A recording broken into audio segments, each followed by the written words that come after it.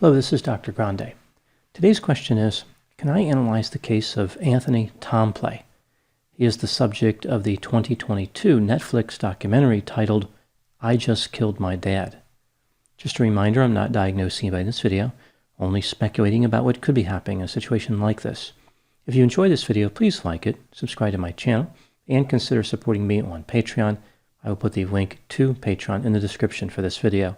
First, I'll look at the background of this case. I'll move to the timeline of the crime, then offer my analysis. Teresa Thompson was living in Ingleside, Texas, when she met a man named Bert Templet at a restaurant where she worked. Bert and Teresa lived together for a while. They moved to Houston, Texas sometime around 2000 because Bert was offered a job there. Life in Houston was not good for Bert and Teresa. Bert used cocaine, had a bad temper, was manipulative, and was physically violent toward Teresa. He spent time in jail for attacking her. Teresa had a son named Anthony on September 13, 2001. In 2006, Teresa continued to fear for her life. She would leave notes all over the house saying that if she died, Bert was the one who killed her. At one point, Teresa said that a hitman came to the door and warned her that Bert had hired him to kill her. He wasn't going to follow through with the homicide, I guess because he wasn't a very good hitman. On another occasion, Bert physically struck Teresa during the course of a fight. She left the residence along with his parents, who also happened to be there. Teresa wanted to take Anthony with her, but Bert physically held on to him. Teresa boarded a bus and left the area. She returned for Anthony in 2007, but no one was at the residence. Teresa filed for custody, but Bert never showed up for his court appearance.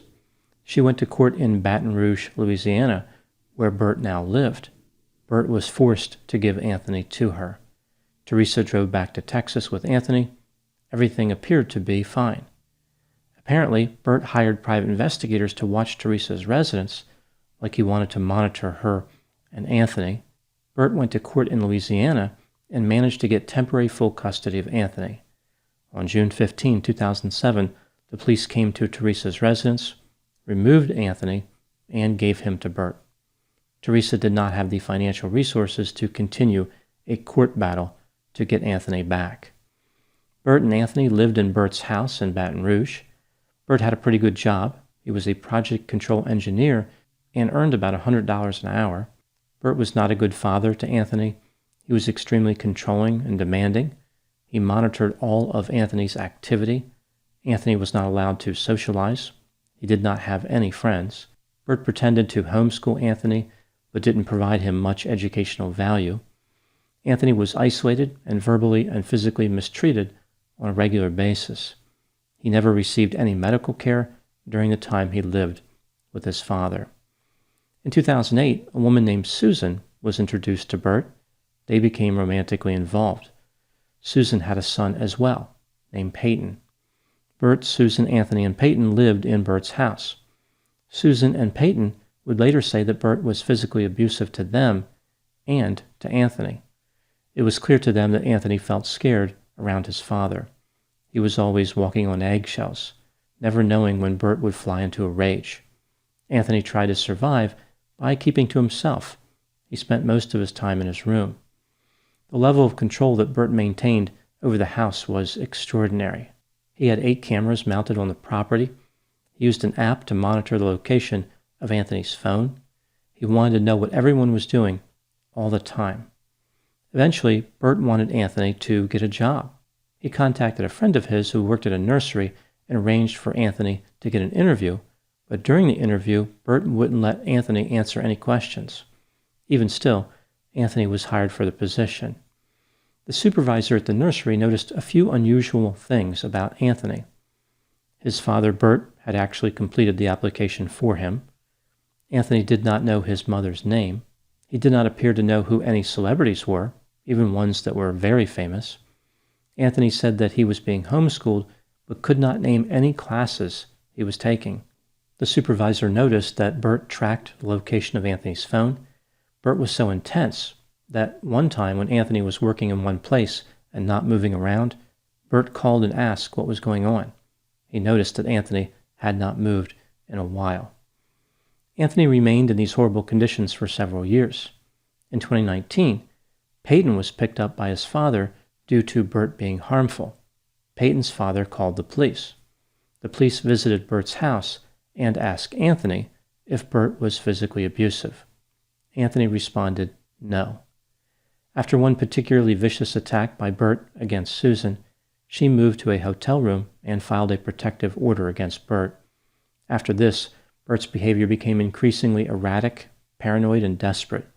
He started keeping a loaded gun with him all the time.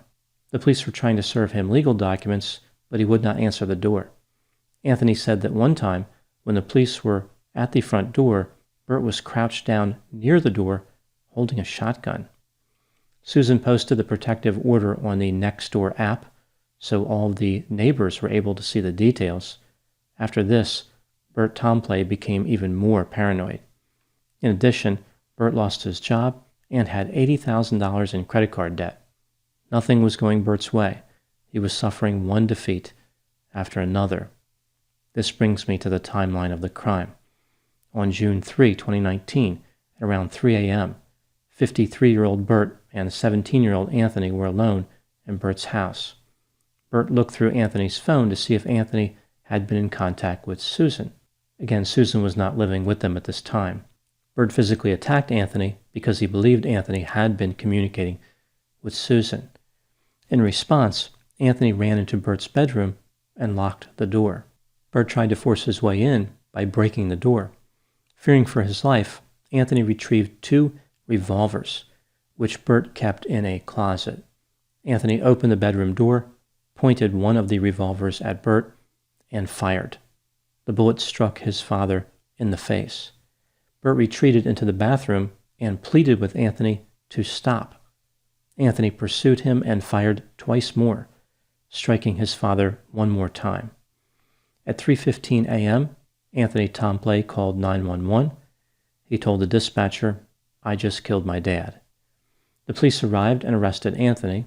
After entering the house, the police found a revolver in the kitchen. The hammer was cocked. They found another revolver in the same condition on the bed. In the hallway, they found Bert Templet. He was still breathing and was transported to a hospital. Anthony agreed to talk to the police. He explained to them that there was trouble between him and his father. His father would call him names and become physically violent. Anthony explained the whole situation, which led to Bert becoming angry and attacking him. He said that he felt as though his life was in danger, and he shot Bert without giving him any warning. So he just opened the door and immediately fired. Anthony acknowledged that there was a phone in the bedroom, but he did not trust the police to help him.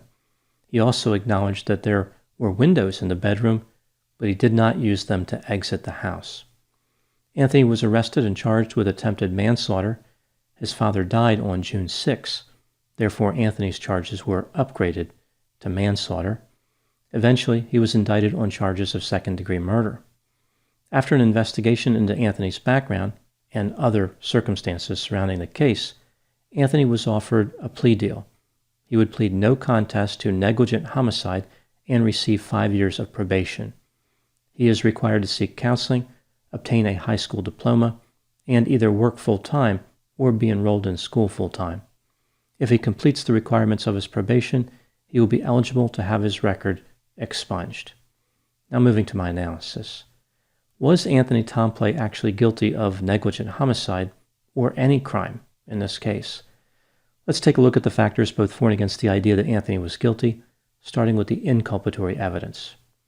Anthony admitted to shooting his father 2 times. He pursued him during the course of that shooting. The gunshots resulted in his father's death. Bert was not armed when he was shot. Anthony had access to a phone, but made no attempt to call for help before the shooting. The bedroom had windows, but Anthony did not attempt to escape. There is no physical evidence indicating Anthony was ever physically mistreated by Bert.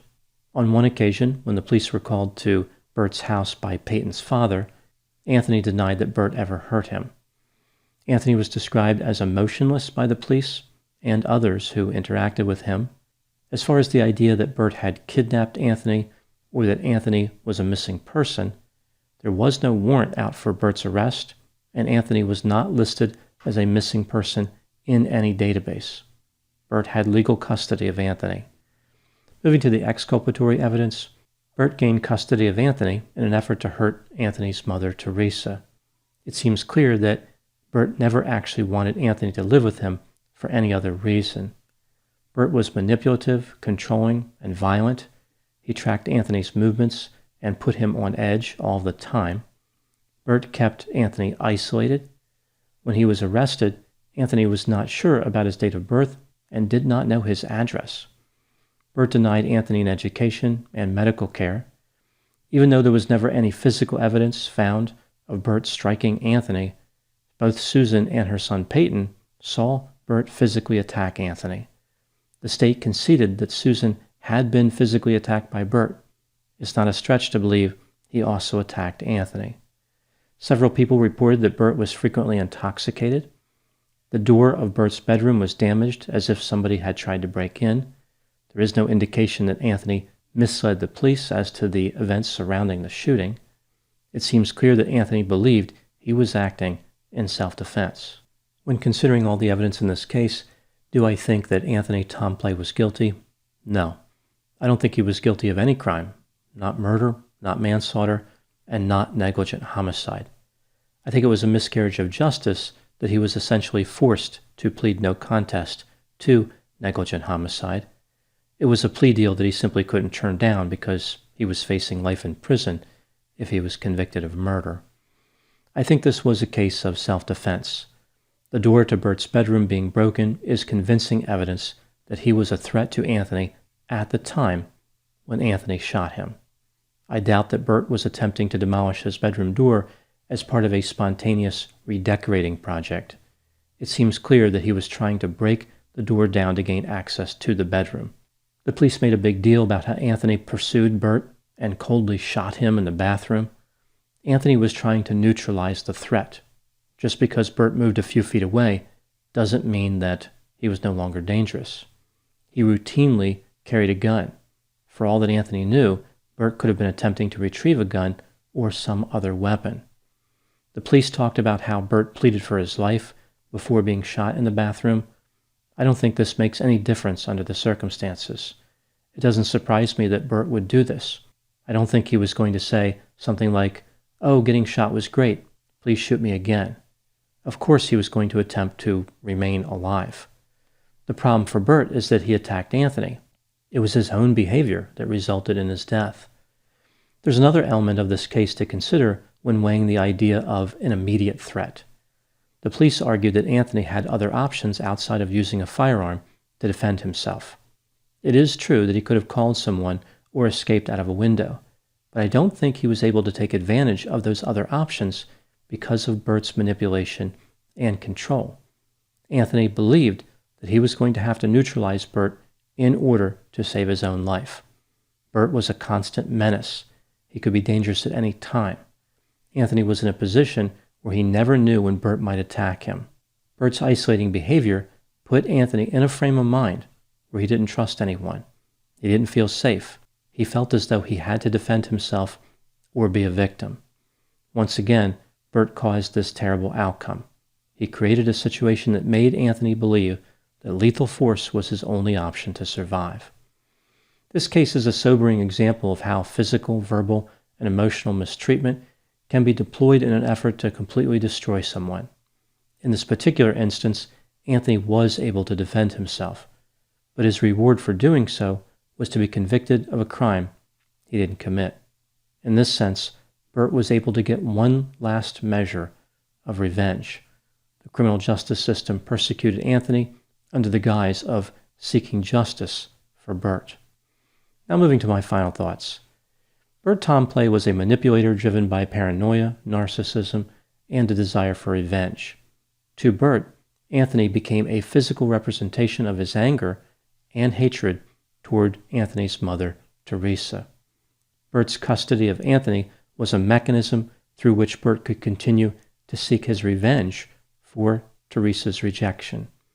It was a source of sadistic pleasure for Burt. He could never let it go. He could not move on, and he continued to act out his revenge.